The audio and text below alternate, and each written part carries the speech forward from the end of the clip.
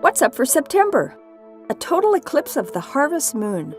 Hello and welcome. I'm Jane Houston Jones from NASA's Jet Propulsion Laboratory in Pasadena, California. On the evening of September 27th, observers in North and South America will see a long, total lunar eclipse lasting 72 minutes. This eclipse is also visible in Europe and Africa. It's the night of the harvest moon, the full moon closest to the September equinox.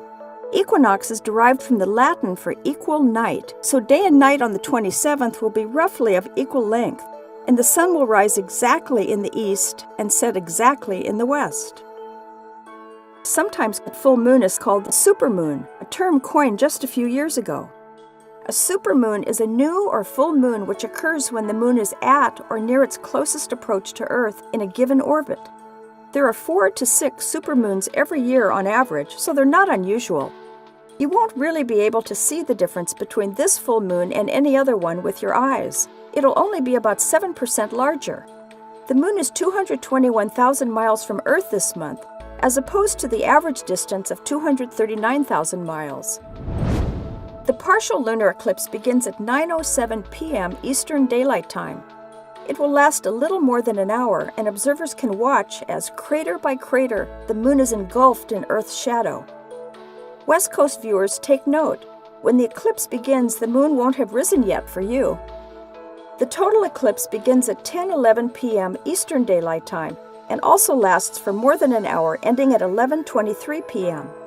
The moon's reddish color you'll see is caused by sunlight refracting through Earth's atmosphere on its way to light the moon's surface. This month, the moon skims Earth's shadow, just as it did in the April lunar eclipse. In April, the North Pole appeared a bit brighter during totality. This time, the Southern Pole will appear a bit brighter, a bit like a partial eclipse.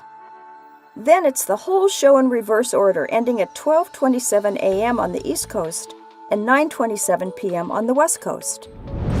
When you're not eclipse watching, catch Mercury, Saturn, Neptune, and Pluto in the evening sky, Uranus and Neptune at midnight, and Venus, Mars, and Jupiter in the pre-dawn sky.